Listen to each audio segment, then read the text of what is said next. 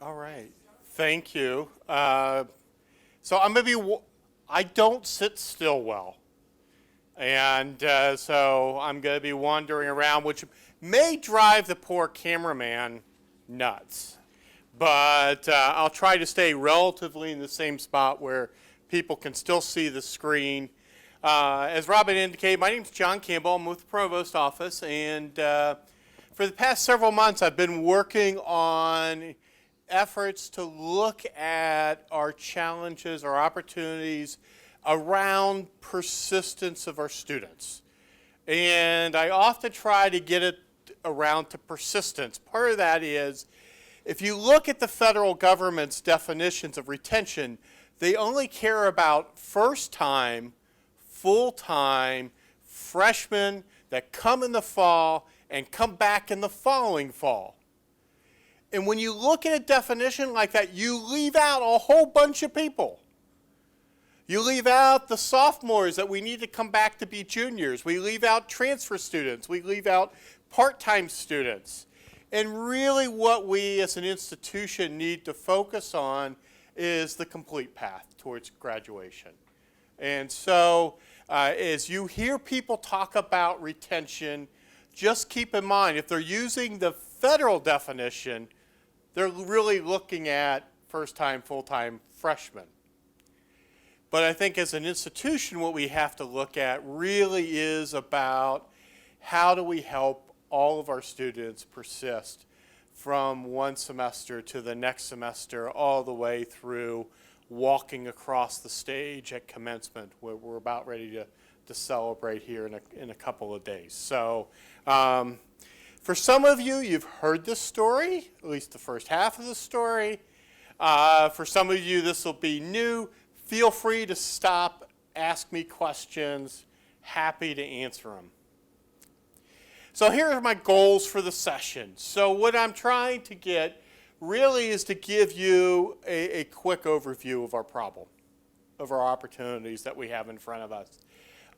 To give you some different perspectives on it, and really thinking about next steps and beginning a conversation. I'd like to get through this in about 20 minutes or so, 25 minutes, and then I have some plants in the audience that are going to help me get the conversation going. Plus, they're great colleagues. They've seen a number of different things and have a number of different perspectives. In terms of just the pure retention numbers, so our first-time, full-time freshmen, this fall to next fall. For the last 25 years, we've been running between 76 and 80%, minus 1 year. We did hit 80.1. But pretty consistently over 25 years, we've been between 76 and 80%. We were at 77.9% for the last year's cohort. Some of that deals with some changes that we made in our academic policies and how you go on probation and such. But we've been consistently. We're also very consistently at the bottom of most of what we consider our peers. Whether you want to go and look at your college peers, whether you want to look at the university, whether you want to look at the Big 12, we're pretty much somewhere in that bottom quarter, that bottom third as we look at the numbers. The federal government with the IPEDS data actually thinks that we are above average when you look at the type of students that we bring in terms of test scores, high school prep, those types of things. But often we're kind of there at the bottom with who we consider our peers. So IPEDS considers Bluefield to be one of our peers. They consider the Maine Maritime Academy to be one of our peers.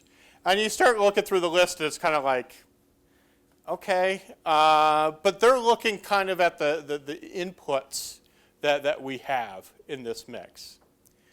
So the first task that I looked at as I was asked to lead up some of these efforts was really, who doesn't come back?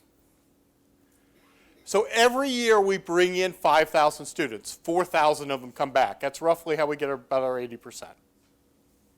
And that's been pretty consistent. Of the non-returners, about 400 of them are either in pre-majors or undecided. So these are the students that didn't quite get in based on the admissions requirements of certain majors, or they're not quite sure what they want to do. So about 400 of them. About 20% or so are direct admit to STEM. Science, technology, engineering, math. So these are often our best students. So we got about 20 some odd percent that we would consider we'll take as many of them as we can get, and they don't come back. About 17% of them are from health science majors. Nursing, free nursing, occupational therapy, all those types of things. There really isn't a college where this doesn't touch.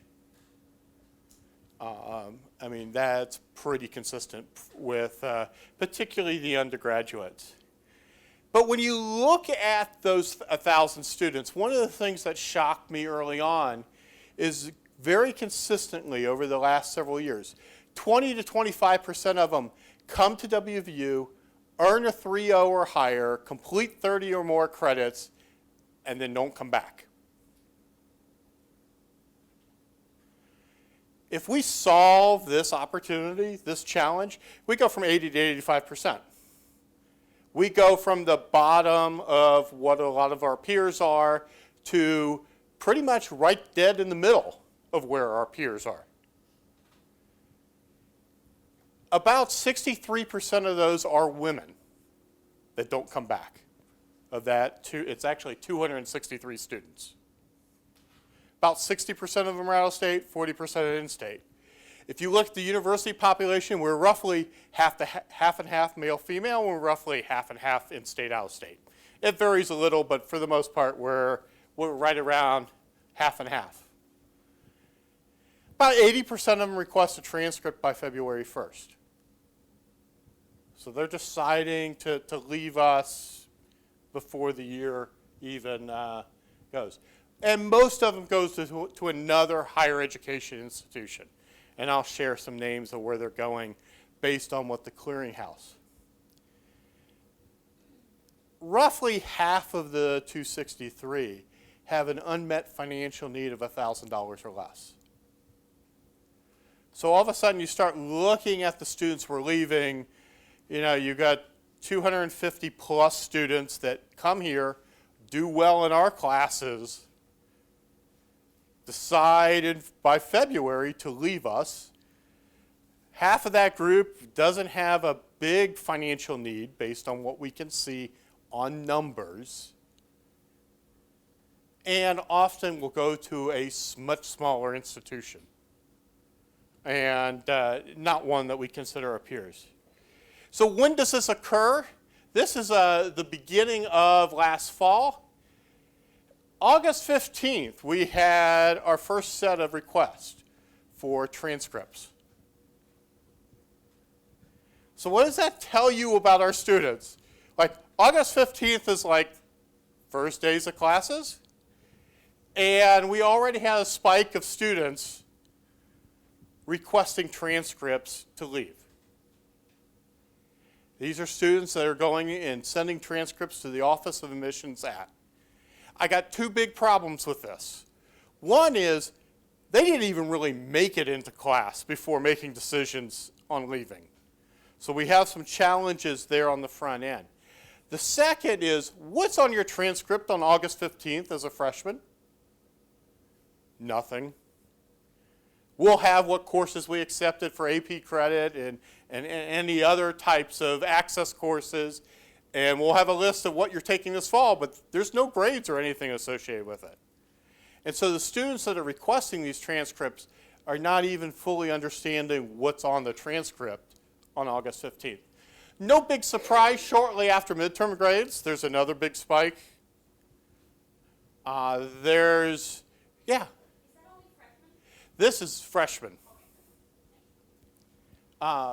We also see other things that will go in. When we look at spring, we have 3,000 plus change of majors in January. Now, for those of you that advise students, you're not surprised at all. We do 7,000 major changes every year. About 3,000 of them occur in January. So based on finding out about what's happening with these 1,000 students, we've started beginning in about November making phone calls to everybody that was a freshman or sophomore that requested a transcript that goes to the Office of Admissions at. And we've evolved that to where we actually have a survey now. So before they get to requesting a transcript, they answer a quick survey. And that's providing us a lot of information. So here's some of the summary of things. You know, we had a group that always leave campus. We've even found people that have left campus that our residence hall folks didn't know left campus. Students packed up one weekend, left the key on the desk, and walked out the door. It happens. We hear a lot of things about fit. So we have academic fit, people trying to figure out what they're doing with their majors, what do they want to major in, are they comfortable in their college. We have a whole series of things around personal fit. We hear a lot about homesickness, inability of making friends. We hear some about the party atmosphere. We have certain personal reasons on why they decide not to come back. We hear a lot about this difficulty in trying to integrate into campus. And one of the things that we discovered in this is many of you, when you went to college, and if you lived in a residence hall, your door was open if you were generally in your room. Well, the fire code has changed. So if you walk through one of our residence halls today, every door will be closed because they are required to have self-closing doors. It's like walking through a hotel. You're just wandering down the hall and everything else is dark. Financial's kind of in the second set. It's not the primary driver, and even with the most recent data that we've been collecting, financial's not always the big driver, but it is in this mix. Where they're going, we're all over the place. People talk about and ask questions. Yes, ma'am. Sorry. Already left campus. I don't really understand that. Where, because it's not clear as to it could have been all reasons below. Yeah, and some of this is when we call them, that's all we get out of them. I'm sorry, I already left campus and I don't want to talk. And so we just have to kind of do the best we can. Yeah? So was that data like a forced single response? Like could they have selected multiple? Yes, they could have respected multiple of them. Now we have in the survey, it may be more, no, it's actually multiple that they can select. So we're just trying to get our arms around what's happening to our students. Where they're going, again, the biggest single consistency that I can tell you is they're going closer to home. More times than not. So if they have a college that's closer, they go. People will say, well, okay, the Pennsylvania students are just going to Penn State because they didn't get it in the first semester. We see actually very little of that. It's not zero, it's small. And so, we see a lot of community colleges and such. The academics do remain a concern in this mix. I mentioned about a third, so 300 plus of the 1,000 students that leave us fail 191. Now, 191 is the orientation course. And the biggest reason why you fail 191? You don't show up.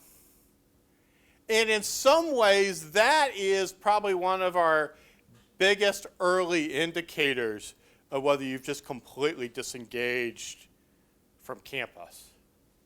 Are you actually going to class, as simple as that sounds.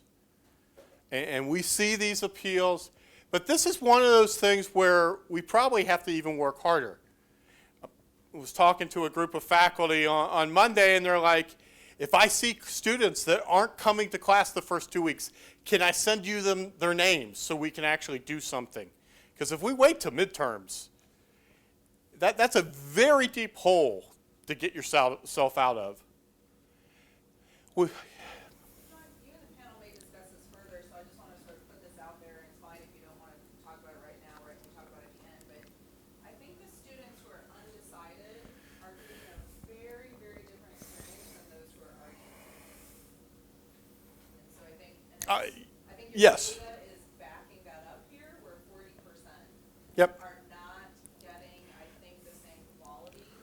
This is, I have an N of 1. Yep. So I have an undecided freshman. But I think the data would back this up. And a vast majority of these people, that 40%, are more, they're not in the place they want to be. So the number of pre-engineering, pre-business, pre-nursing students in that population that leave is pretty high. Our actual overall undecided population is relatively small. It's an area we still need to improve because our rates of those students returning are much lower. But we have, so how do you actually get into pre-engineering? Well, you get into pre-engineering because you did not meet the math qualifications generally. Are those kids advised by people in the majors, or are they taking the 191 for the major? No, they're actually taking, so the way that we work here is if you do not get admitted to your major, you don't qualify, you end up in class. Okay. And then they work with their students. Correct. And it's a challenge. For some of those students, some of those students, they will never get into the major of their choice. I have looked for a number of pre-engineering students and find me the one that made it all the way through. Because they're often 2 years behind in math. And so you've immediately taken a 4-year program and made it a 6-year program. And that's really hard for students to sustain. We have students that try to get, that are in their major, that end up back in class because they couldn't make the grades too. So it's a combination of things in this. We also found out we have some majors here that they actually don't take any classes in their major their first year, other than 191.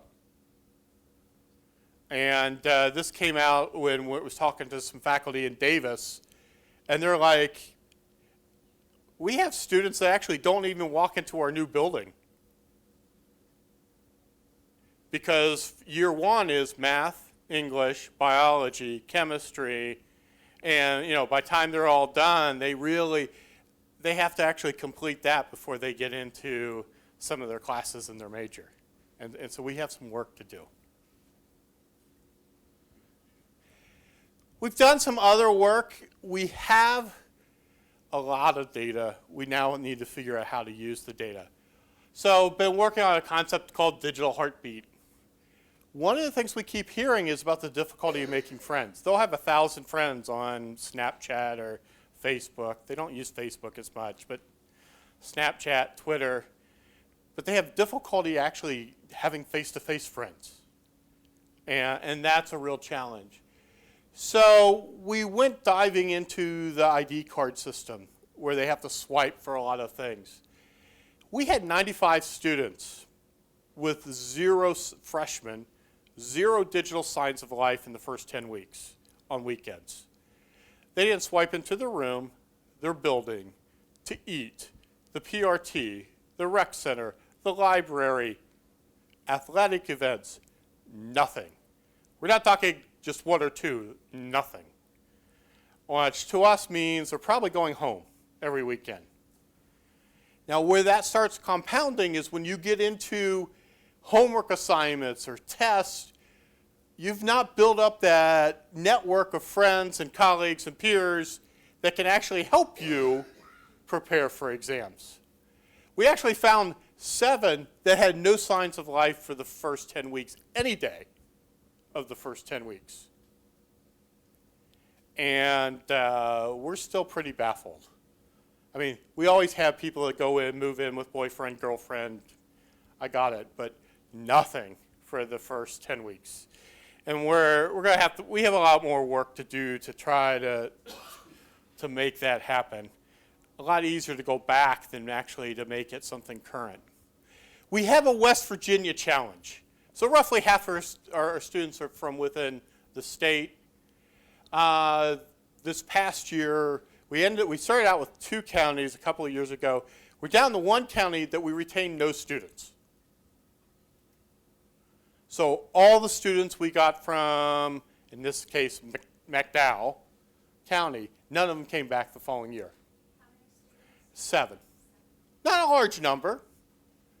But the fact that we actually have counties with less than 50% of them coming back, and it's not always because of the academics. It's, again, we got a number of these students that are doing well, that struggle, and this is a quote, in the big city of Morgantown. And, you know, for some of you, it's hard to believe that Morgantown's a big city. You go to where they're coming from, you realize Morgantown's a big city to them. They're completely transplanted somewhere else. They're having a hard time. We have 33 counties out of our 55 that are below the university average.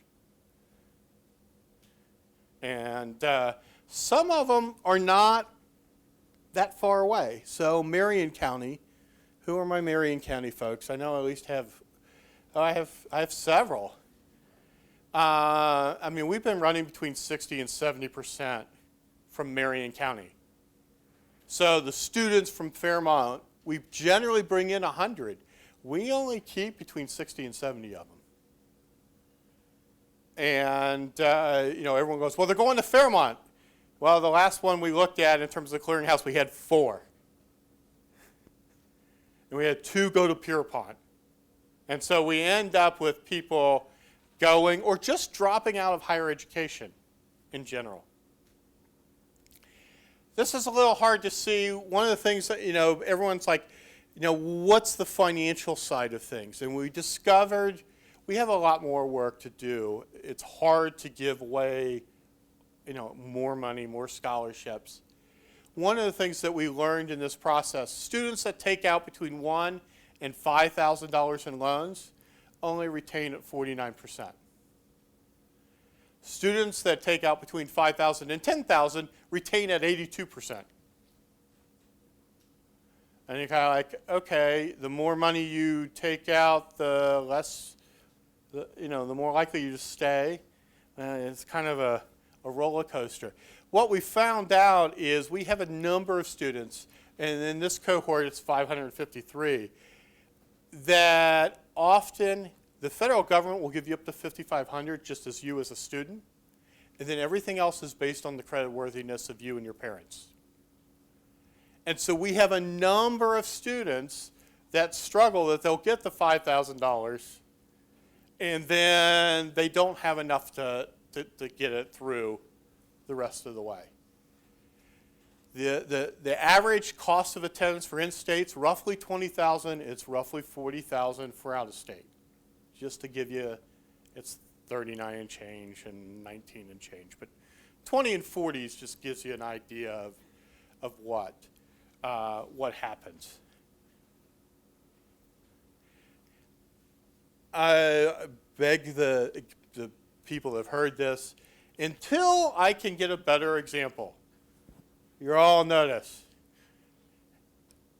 In many ways, trying to understand which students stop attending this university, it's like a mixed up bag of candy. And if you want to be mean to your colleagues, take a big bowl and a 5-pound bag of M&Ms and a 5-pound bag of Reese's Pieces and a 5-pound bag of Skittles and mix them all together. Now, the chocolate and the peanut butter kind of goes together. You bite into one of those Skittles, you're going to know about it. But they all look alike. We have all kinds of cohorts we can look at, and sometimes we can get, like, we can know with 70%. Sometimes when it comes like to the loans, it's a 50-50 shot. We cannot find anything in the students between $1,000 and $5,000 that will tell me you're the one that really is at risk versus you're not.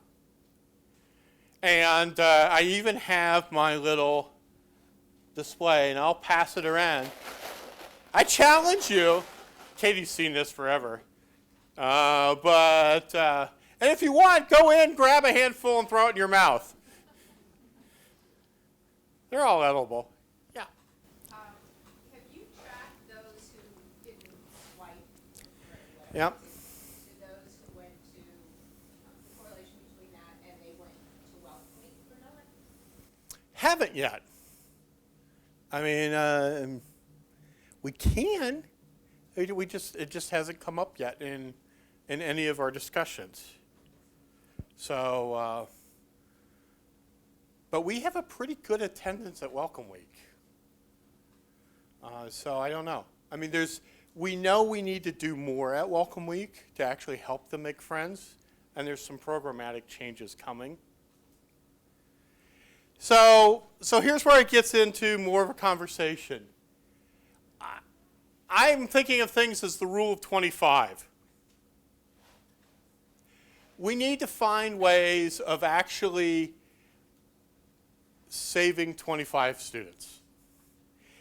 There's probably nothing we can do that's going to automatically change. We're going to go from losing 1,000 students to 800 students. If it was that easy, people would have done it a long time ago. And so oftentimes, it's about how can we break down this problem. We have 132 undergraduate majors. If every major set out to save one more student than they did previously, we would have made a major shift in this problem. If every college, we have 14 colleges, just did 2, would have made a huge difference. If, we have 2,000 faculty. If 10% of the faculty would each do one, find a way to get one more student. Now again, we have the challenge of the candy. How do you actually find the student that's going to leave us versus the student would have been here anyway? But again, I think part of this is we have to find the small ways. And sometimes it's the simple things we can do. So what can you do? If you see something, say something. I don't know how else to put this. We've had some success, particularly as we've been promoting some of these discussions, where faculty or staff have said, Susie is about ready to leave us. Is there anything you can do? And we've scrambled people to help. We've scrambled people in this room to help. We will have a hotline and an email in the fall, where there'll just be one. But until then, feel free to call me. We'll figure something out. We have a group right now that we're calling the Academic Intervention Team, a collection of people from around campus that actually meet and are discussing some of these issues. In some cases, we get to the bottom is like, we just can't help them. Particularly some of these where the financial challenges are just way too big. They're an okay student, they're a 2.5, but they need $18,000. And we got students that are a 3.4 that could also use money. I mean, there's only so much money to go around. But the issues are as diverse as the students that we have. I've challenged faculty to raise the expectations. we have to start out with the assumption that we admit students based on the standards that we as faculty have established. All right? That's how they were created. If we don't like the way that they are, then we need to go through the process to change the standard. So we have admitted students that we believe can be successful. Oftentimes, though, they come in with bad habits. I've talked to a number of, we have students that never do homework at home because the high school's been organized where they have study halls and they expect you to do it in study hall.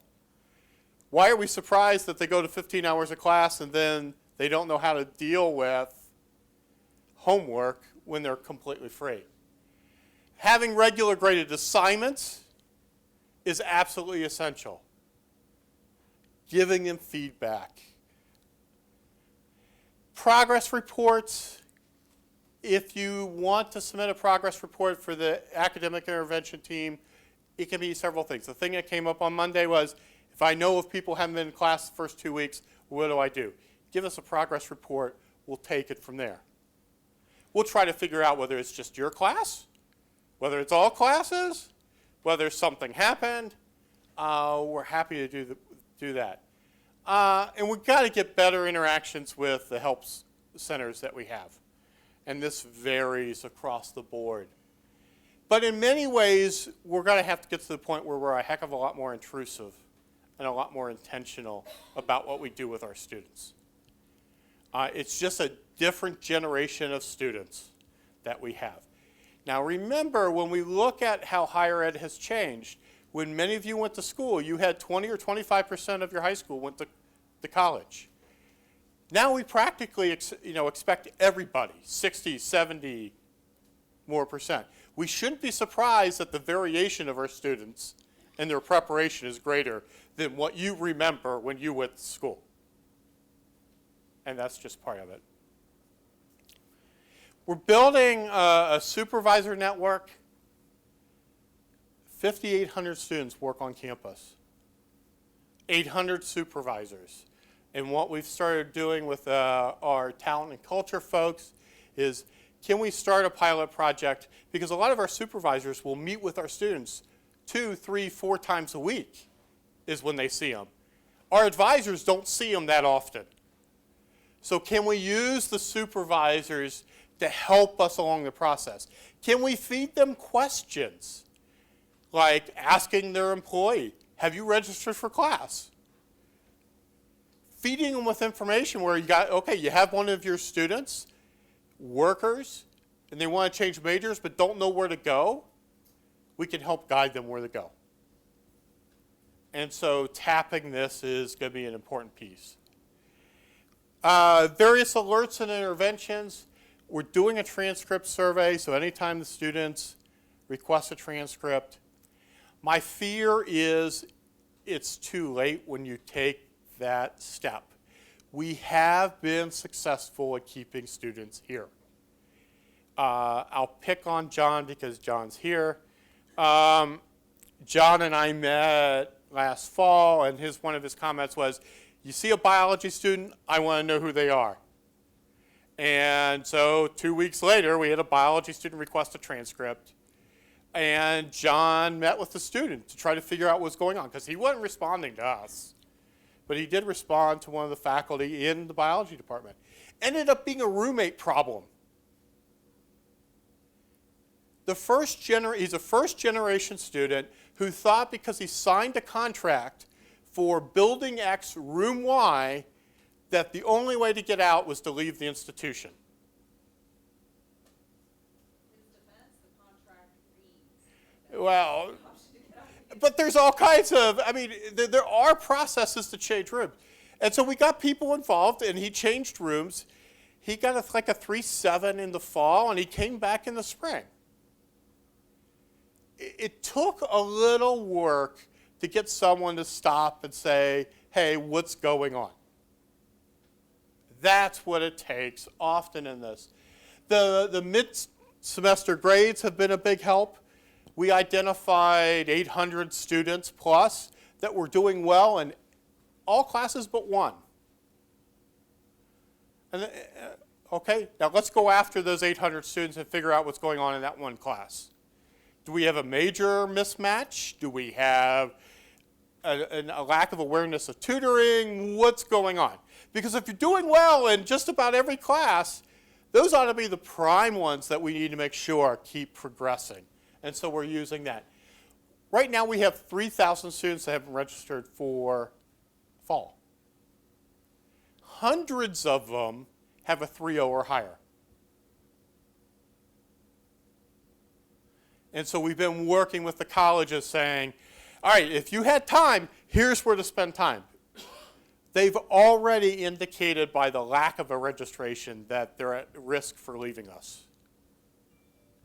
And oftentimes that takes a personal intervention.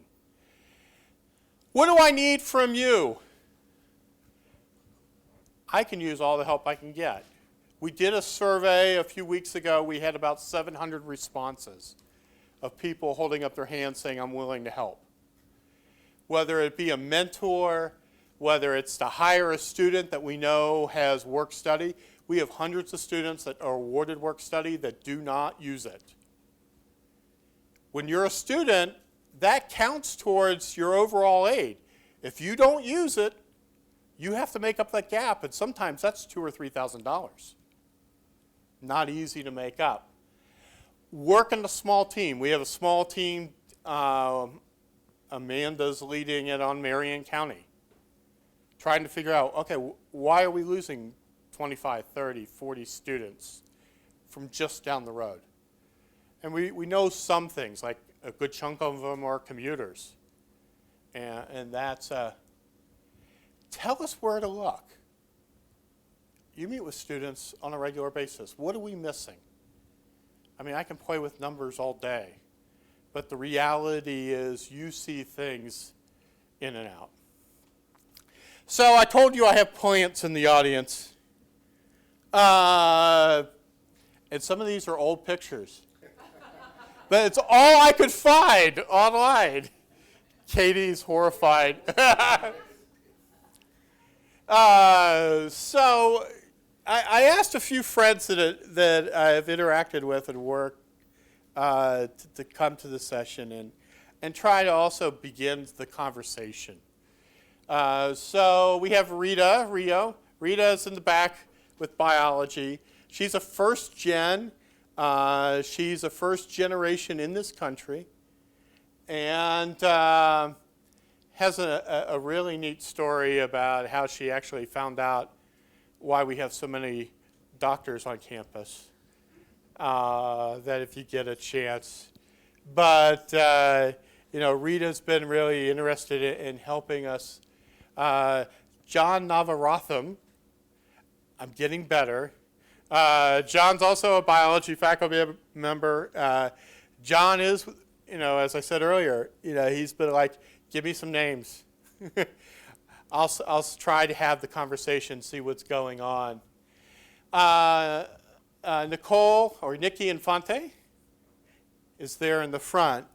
Nikki has been working on rather significant changes in math, and actually there's other math folks here. If you haven't heard, there's a lot of changes being implemented beginning in the fall in math. Nikki's been doing a complete course redesign in 128, which was having a 50+% DFW rate. It's talking to her earlier today. It looks like we're around 20%, 21 to 25. So huge changes that's going to have a ripple effect on that. And then I have Katie Gallagher. Katie knows everything. I mean, if you ever write a note as a parent or a student to the president's office, and we get a lot of those with Gordon, no surprise, they often end up in Katie's inbox. And what Katie's been fabulous at is just getting the right people around the table and saying, okay, what can we do? What's the full story? So with that, does someone want to start and begin the conversation? We even have other microphones, so we'll hand.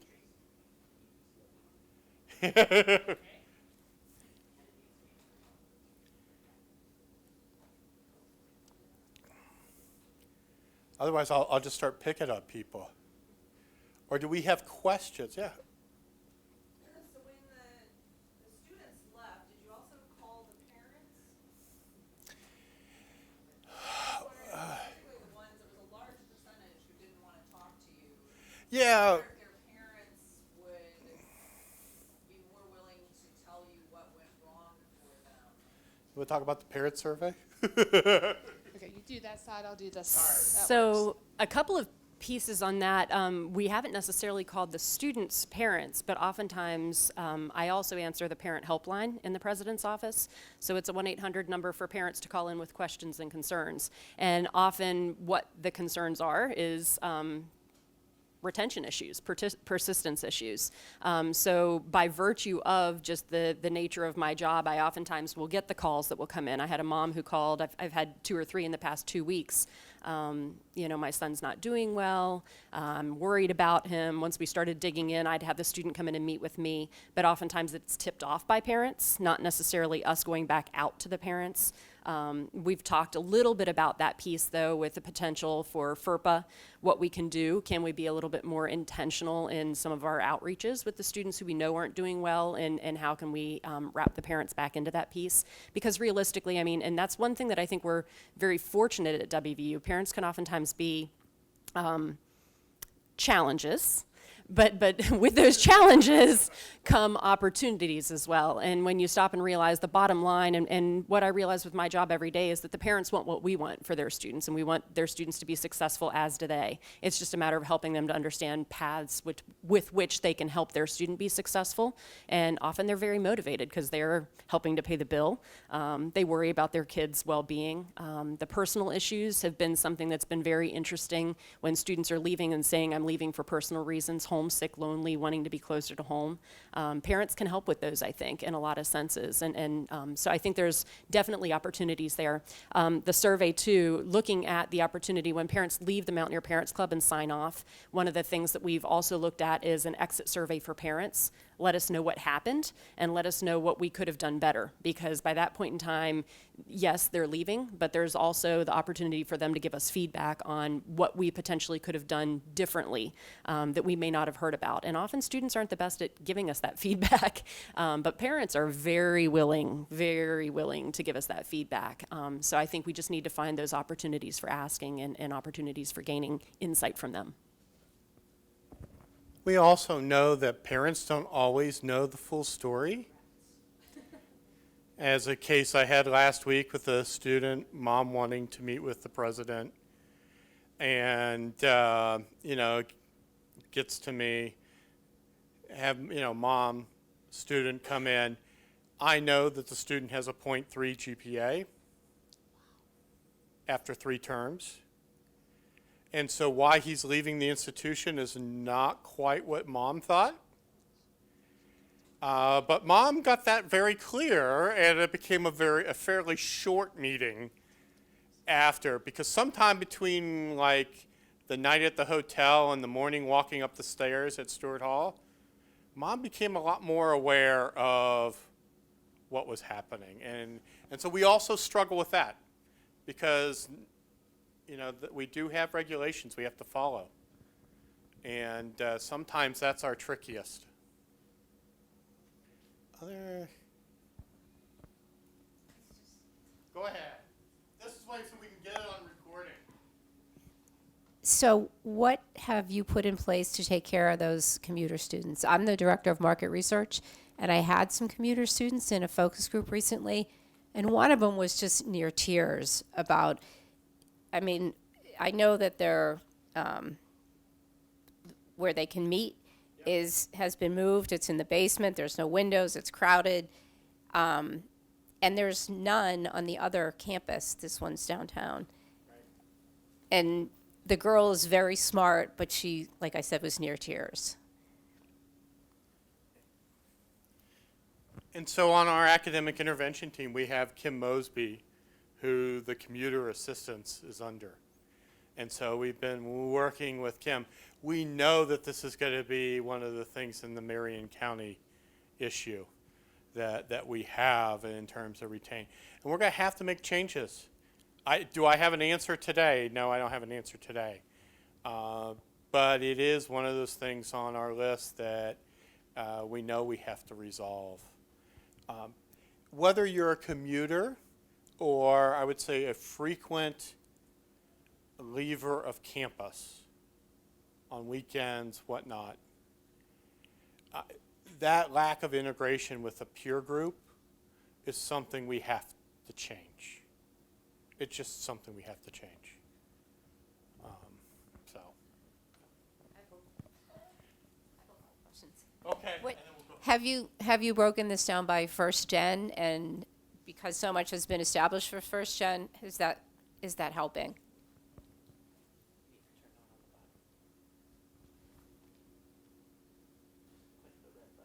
Click the red button.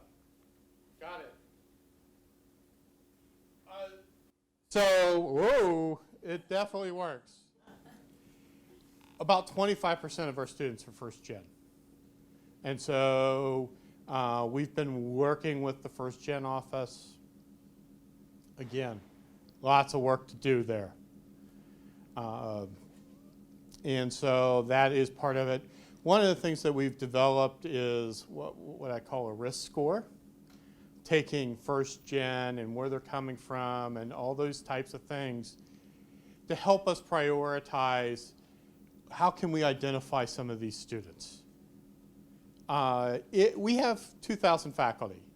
If half of them were willing to help us, that means they would each get 5 incoming freshmen to try to help through the integration process.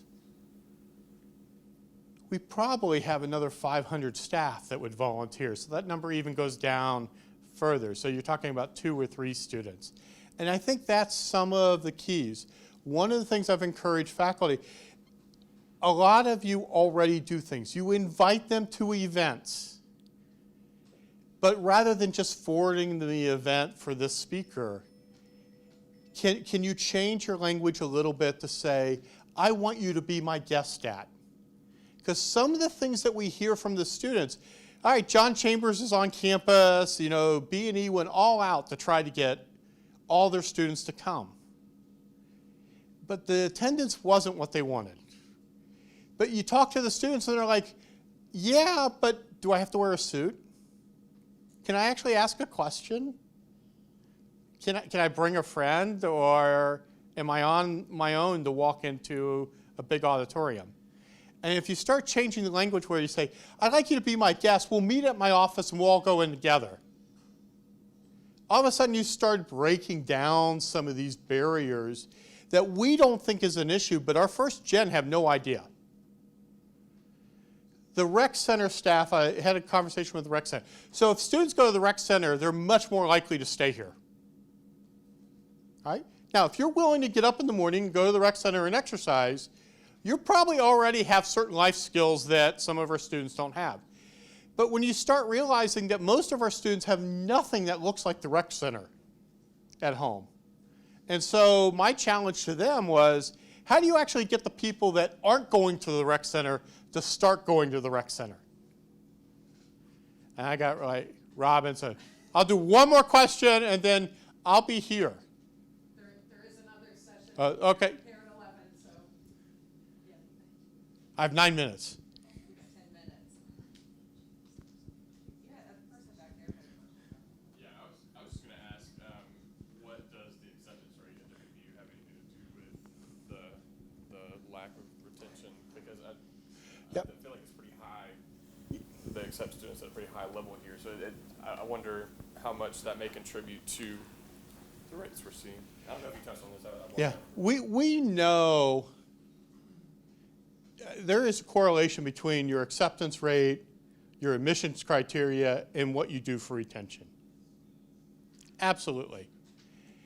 I don't think this institution is going to waver one bit in serving the students from the state. And that is not the mission of this institution. There are a lot of other R1 institutions, land grants, that have wandered from that. I don't think we're going to wonder. So our challenge is really to take the students from where they are to advocate for public policy changes. I mean, my first big change that I'd love to do require all of our students to have 4 years of math. We require 3. All kinds of things tied up into that. We don't have enough math teachers that are qualified, da-da-da-da-da-da. If I can't get that, can I at least require math your senior year?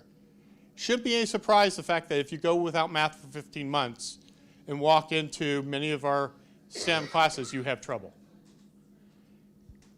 Mary Beth? So I was going to ask about if you thought this problem was going to be exacerbated as our class sizes seem to be creeping up and as our student-faculty ratio seems to be going up, and yet our hiring is stagnant, and we also have faculty retiring due to the voluntary separation. Yeah, we have a lot of opportunities to rethink things. I mean, faculty to student size could have an impact. Now, part of that's going to be dependent on how much our faculty and students actually interact today. In some places, it's amazing what our faculty do. In some places, we have room for improvement.